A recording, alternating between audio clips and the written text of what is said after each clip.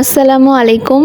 আশা করছি সকলেই ভালো আছেন। আজকে আরেকটি নতুন রেসিপি ভিডিও নিয়ে চলে আসলাম। রেসিপিটি হলো চিকেন রোস্ট। আমি বাসায় যেভাবে চিকেন রোস্ট রান্না করে থাকি সেটাই আজকে শেয়ার করব। প্রথমে আমি এখানে 2টা কাঁচা পেঁয়াজ কুচি করে নিয়েছি, সেটা তেজপাতা, লবঙ্গ, গোলমরিচ এবং এলাচ, দারচিনি দিয়ে ব্রাউন করে ভেজে নিলাম। এখন এই ভাজা পেঁয়াজের মধ্যে দিয়ে দিচ্ছি 1 টেবিল চামচ রসুন বাটা এবং 1 টেবিল চামচ আদার বাটা।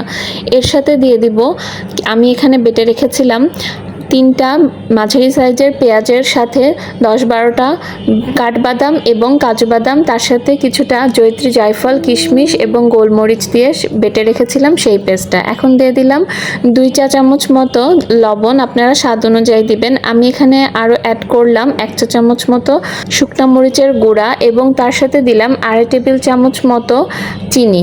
যেহেতু এটা আমি করি আমার বাচ্চাদের জন্য, তো এই রোস্টটা একটু মিষ্টি মিষ্টি হয়, ঝাল টক মিষ্টি।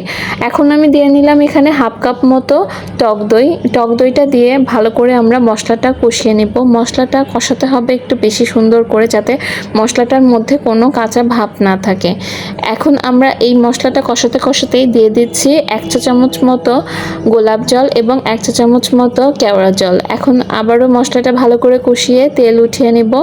এই পর্যায়ে আমি এখানে অ্যাড করব আমার কেটে ধুয়ে রাখা মুরগি নিয়েছি আমি এখানে 2টা সোনালী মুরগি নিয়েছি। এখন আমি যেহেতু এই মুরগিটা বা চিকেন রোস্টটা আমি রান্না করে থাকি চিকেনগুলো না ভেজেই, এতে করে হয় কি চিকেনগুলো খুবই সফট থাকে, উপরটা ক্রাঞ্চি হয়ে যায় না, উপরটাও যেমন সফট থাকে ভিতরটাও সফট থাকে। বাচ্চারা ভীষণ পছন্দ করে এইভাবে রান্না করলে, কারণ অনেক বাচ্চা একটু শক্ত হয়ে গেলে চিকেন রোস্টটা খেতে চায় না। আমার বাচ্চা তো এভাবে খুবই পছন্দ করে। এই পর্যায়ে আমি দিয়ে নিলাম অল্প কিছু তেঁতুল, ভিজিয়ে রেখেছিলাম, বিচিগুলো বাদ দিয়ে সেই তেঁতুলের পানিটা অ্যাড করে দিলাম। এখন আমি এই চিকেনটাকে ঢেকে ঢেকে আরেকটু ভালো করে দমে দিয়ে কষে নেব।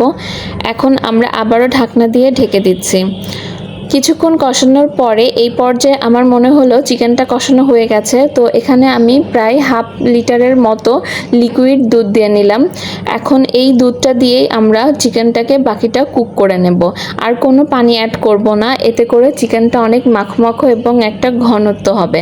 এখন আবারও ঢেকে দিয়ে মিডিয়াম টু লো হিটে আমরা চিকেনটাকে ভালো করে কুক করে নেব। এই পর্যায়ে আমি সামান্য কিছু টেস্টিং সল্ট দিয়ে নিলাম, এতে করে চিকেন রোস্টার স্বাদটা আরও ভালো হবে। এখন আমরা দিয়ে নিচ্ছি এখানে প্রায় 2 থেকে 2.5 টেবিল চামচ মতো ঘি, এতে করে চিকেন রোস্টার খুশবুটাও খুব ভালো হবে এবং একটা শাহি ফ্লেভারই আসবে। তো এই পর্যায়ে আমি দিয়ে দিচ্ছি কিছুটা পেঁয়াজের বেরেস্তা।